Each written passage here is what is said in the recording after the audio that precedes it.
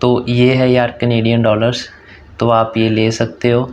और ये मैंने 500 कनेडियन डॉलर्स लिए हैं। तो इस एनवलप के अंदर आपका कार्ड होगा और इसके अंदर ही आपकी सभी डिटेल्स होंगी। Hey guys, welcome back to my YouTube channel. तो कैसे हो आप सभी? उम्मीद करता हूँ कि आप सभी अच्छे होंगे। तो आज की वीडियो में हम बात करेंगे दो चीज़ों के बारे में। सबसे पहले फॉरेक्स कार्ड के बारे में और उसके बाद हाउ टू एक्सचेंज मनी के बारे में। तो दोनों चीज़ों के बारे में बात करेंगे, कौन सा फॉरेक्स कार्ड आपके लिए बेस्ट रहेगा, और मैं ये भी बताऊंगा कि मैंने कौन सा फॉरेक्स कार्ड लिया है। और उसके बाद हम बात करेंगे कि आपने अपनी करेंसी कैसे एक्सचेंज करवानी है, यानी इंडियन रुपीस देकर आपने कनेडियन डॉलर्स कैसे लेने हैं। और इसके बाद मैं बताऊंगा कि आपको कितनी मनी अपने साथ कैरी करनी चाहिए, कैश में और फॉरेक्स कार्ड में। तो सभी चीज़ों के बारे में बात करेंगे। तो चलो वीडियो शुरू करते हैं। वीडियो शुरू करने से पहले अगर आपने मेरे चैनल को सब्सक्राइब नहीं किया है तो सब्सक्राइब कर दो और बेल आइकन पे प्रेस करके ऑल पे क्लिक ज़रूर कर देना। तो चलो वीडियो शुरू करते हैं। तो सबसे पहले हम बात कर लेते हैं फॉरेक्स कार्ड के बारे में। तो फॉरेक्स कार्ड दो टाइप के होते हैं, एक होता है सिंगल करेंसी फॉरेक्स कार्ड और एक होता है multi currency forex card. Forex card क्या होता है कि ये आपका डेबिट कार्ड की तरह ही होता है। इसके अंदर आप मनी लोड कर सकते हो और कनाडा में जाकर उस मनी को यूज़ कर सकते हो। तो जो सिंगल करेंसी फॉरेक्स कार्ड होता है वो सिर्फ एक करेंसी के लिए काम करता है, कोई भी एक पर्टिकुलर करेंसी। लेकिन जो मल्टी करेंसी फॉरेक्स कार्ड होता है वो सभी करेंसीज में चलता है। बेनिफिशियल जो है वो मल्टी करेंसी फॉरेक्स कार्ड ही होता है और आपको मल्टी करेंसी फॉरेक्स कार्ड ही लेना चाहिए। तो अब हम बात कर लेते हैं कि फॉरेक्स कार्ड इशू कौन करता है। तो फॉरेक्स कार्ड गवर्नमेंट बैंक्स भी इशू करते हैं, प्राइवेट बैंक्स भी इशू करते हैं और कुछ अदर इंस्टीट्यूशंस भी इशू करते हैं। तो हम सभी के बारे में बात करेंगे कि सभी के फॉरेक्स कार्ड की क्या क्या स्पेसिफिकेशंस होती हैं। तो सबसे पहले हम बात कर लेते हैं गवर्नमेंट बैंक्स। तो गवर्नमेंट बैंक्स जैसे कि SBI, PNB, तो ये भी फॉरेक्स कार्ड इशू करते हैं। लेकिन जो इनके फॉरेक्स कार्ड होते हैं वो काफ़ी एक्सपेंसिव होते हैं क्योंकि इनमें बहुत सारे चार्जेस जुड़े होते हैं, जैसे कि joining charges, insurance charges, loading charges, currency conversion charges. तो इसमें बहुत सारे चार्जेस लगते हैं आपको। तो ये एक बेटर ऑप्शन नहीं होते हैं फॉरेक्स कार्ड के लिए। इसके बाद नेक्स्ट ऑप्शन आता है प्राइवेट बैंक्स। तो प्राइवेट बैंक्स जैसे कि ICICI बैंक या HDFC बैंक, तो ये भी फॉरेक्स कार्ड इशू करते हैं। लेकिन इनके भी जो चार्जेस होते हैं वो काफ़ी होते हैं, जैसे कि joining charges, insurance charges, loading charges, currency conversion charges. तो ये भी एक बेस्ट ऑप्शन नहीं है। इसके बाद अदर इंस्टीट्यूशंस की बात करते हैं जो फॉरेक्स कार्ड इशू करते हैं। अदर इंस्टीट्यूशंस में आ गए जैसे Thomas Cook, Niyo Global, Book My Forex, Fi card. तो ये सभी क्या है, अदर इंस्टीट्यूशंस में आते हैं। तो इनमें से आप किसी का भी ले सकते हो, लेकिन मैंने थॉमस कुक का लिया है क्योंकि उनकी मुझे स्पेसिफिकेशंस जो हैं वो काफ़ी अच्छी लगी, इसलिए मैंने थॉमस कुक का फॉरेक्स कार्ड लिया है। तो इनमें क्या होता है कि आपको कोई भी ज्वाइनिंग चार्जेस नहीं लगते, कोई भी इंश्योरेंस चार्जेस नहीं लगते, कोई भी लोडिंग चार्जेस नहीं है इनमें। तो ये बेस्ट होते हैं और थॉमस कुक सही है। तो थॉमस कुक का मैंने इसलिए लिया है क्योंकि मेरे घर के पास ही उनकी ब्रांच है थॉमस कुक वालों की, तो इसलिए मैंने वही ले लिया, मुझे सही लगा। इसके बाद हम बात कर लेते हैं कि थॉमस कुक के फॉरेक्स कार्ड की स्पेसिफिकेशंस क्या है। तो जैसे मैंने आपको बताया, इस पर कोई भी एक्स्ट्रा चार्जेस नहीं लगेंगे, यानी आपका जो फॉरेक्स कार्ड है वो विदिन 24 आवर्स आपके घर पे आ जाता है। और इसमें ना ही कोई ज्वाइनिंग चार्जेस है, ना ही कोई इंश्योरेंस चार्जेस है, ना ही कोई लोडिंग चार्जेस। तो जितनी भी मनी आपने फॉरेक्स कार्ड में लोड करवानी है वो आप करवा सकते हो। थॉमस कुक के कार्ड पे मुझे सिर्फ करेंसी कन्वर्जन चार्जेस पे करने पड़े, तो वो भी काफ़ी ज़्यादा नहीं थे।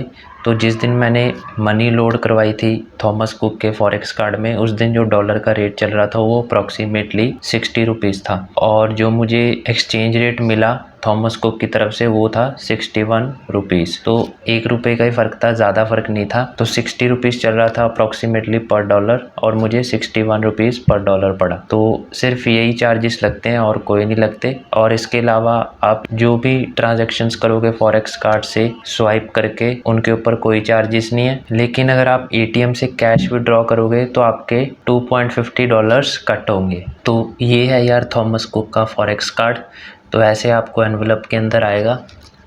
तो इस एनवलप के अंदर आपका कार्ड होगा और इसके अंदर ही आपकी सभी डिटेल्स होंगी। आपका पिन भी होगा, जो आपको शुरुआत में मिलता है ना, वो पिन 4 डिजिट का इसके अंदर ही होगा। आप उसे चेंज भी कर सकते हो। और थॉमस कुक की ऐप भी है और उसका QR कोड इन्होंने इसी एनवलप में दिया होता है एक शीट पे, तो वहाँ से स्कैन करके आप थॉमस कुक का ऐप भी डाउनलोड कर सकते हो। तो ऐप पे आप अपने कार्ड की सभी ट्रांजैक्शंस को नेविगेट कर सकते हो, चेक कर सकते हो। एनवलप में आपको सब कुछ मिल जाएगा। और बॉर्डरलेस प्रीपेड कार्ड यानी थॉमस कुक के फॉरेक्स कार्ड की जो मोबाइल ऐप है उसके कुछ फीचर्स है, जैसे कि सबसे पहला फीचर है set your own limits.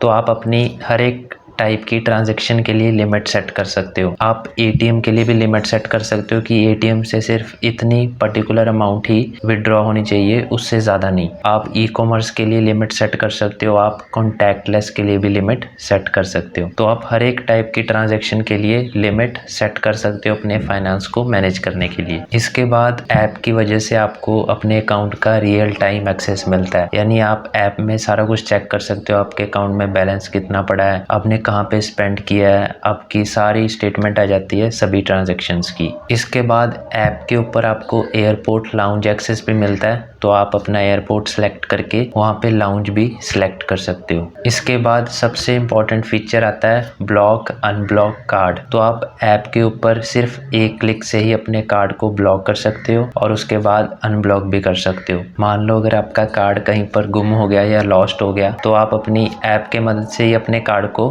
Block कर सकते हो और उसके ऊपर सभी ट्रांजैक्शंस ब्लॉक हो जाएंगी, तो कोई भी उसका मिसयूज़ नहीं कर पाएगा। तो ये थे यार थॉमस कुक के फॉरेक्स कार्ड के मोबाइल ऐप की फीचर्स। और इसके बाद हम बात कर लेते हैं कि आपको कौन कौन से डॉक्यूमेंट्स चाहिए होते हैं फॉरेक्स कार्ड बनवाने के लिए। तो आपको 5 डॉक्यूमेंट्स चाहिए होते हैं। सबसे पहले आपका पासपोर्ट, फिर आपका स्टैम्प्ड वीज़ा, उसके बाद आपका ऑफर लेटर, और फिर आपकी फ़्लाइट की टिकट की सभी डिटेल्स, और आपका पैन कार्ड। तो ये 5 डॉक्यूमेंट्स चाहिए होते हैं आपको फॉरेक्स कार्ड बनवाने के लिए। और अगर हम बात करें टाइमलाइन की, यानी आपको फॉरेक्स कार्ड कब बनवाना चाहिए, तो जिस दिन की भी आपकी फ़्लाइट है उससे 5-6 दिन पहले आपको फॉरेक्स कार्ड बनवा लेना चाहिए। मैंने थॉमस कुक की कस्टमर केयर में कॉल करके पूछा था कि जैसे मेरी जो फ़्लाइट है वो वाया जर्मनी है, तो मैंने उनसे पूछा था कि अगर मैं फ्रैंकफर्ट एयरपोर्ट पे अगर इस कार्ड को यूज़ करना चाहूँ तो कर सकता हूँ। तो उन्होंने कहा था बिल्कुल आप यूज़ कर सकते हो। तो ये मल्टी करेंसी है, जर्मनी में भी चलेगा। बाकी वहाँ पर जाके मैं 1 मंथ इस्तेमाल करके आपको रिव्यू भी दूंगा कि थॉमस कुक का कार्ड कैसा था। उस पर भी मैं अलग से वीडियो लेके आऊँगा कि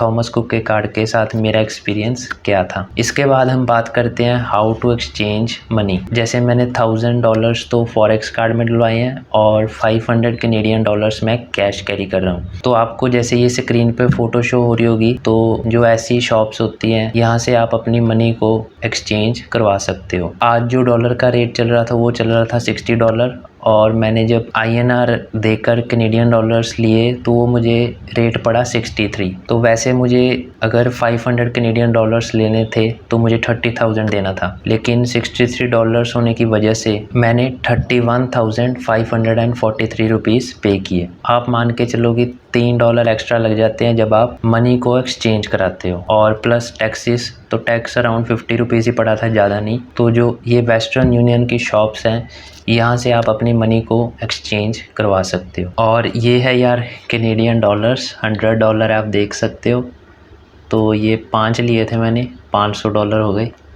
तो ऐसे होते हैं ये। तो ये आपको जैसे मैंने बता दिया वेस्टर्न यूनियन की जो शॉप्स होती है वहाँ से मिल जाएंगे। जो फॉरेक्स कार्ड है उस पर मुझे करेंसी कन्वर्जन चार्जेस 60 की जगह 61 पड़े, और जो मैंने कैश एक्सचेंज कराया था कैनेडियन डॉलर्स उसमें मुझे 60 की जगह 63 मिले। और यार जब आप थॉमस कुक का कार्ड और कैश कैरी करोगे कैनेडियन डॉलर्स में, तो आपने इन दोनों की रिसिप्ट्स भी कैरी करनी है। यानी जब आप कार्ड बाय करोगे तो आपको इसकी रिसिप्ट मिलेगी कि आपने कितने डॉलर्स लोड कराए हैं और कितने इंडियन रुपीस आपने पे किए थे। और जब आप कैश लोगे कैनेडियन डॉलर्स में तो उसकी भी आपको रिसिप्ट मिलेगी कि आपने इतने इंडियन रुपीस दे के ये कैनेडियन डॉलर्स ले हैं। तो वो दोनों रिसिप्ट्स भी आपने ज़रूर कैरी करनी है। इसके बाद हम बात कर लेते कि आपको कितनी मनी कैरी करनी चाहिए। तो जैसे मैंने कैश है जो वो 500 कैड कैरी किया है, तो ये आपकी अपनी मर्ज़ी है, आप कम भी कैरी कर सकते हो, 250 कैड या 350। और फॉरेक्स कार्ड में मैं आपको सजेस्ट करूँगा कि कम से कम आप 1000 कैनेडियन डॉलर्स ज़रूर डलवाएं। तो 1000 उसमें हो गए और कैश में आप 250 to 500 कैरी कर सकते हो। तो ये थी यार मेरी how to exchange money and forex card की वीडियो। तो वीडियो अगर आपको अच्छी लगी हो तो लाइक कर देना, और अगर आपका कोई भी डाउट हो तो कमेंट कर देना। So this is for today. If you like my video don't forget to subscribe my channel and hit the bell icon below. We will meet again in next video. Till then stay safe, stay healthy and thank you for watching my video.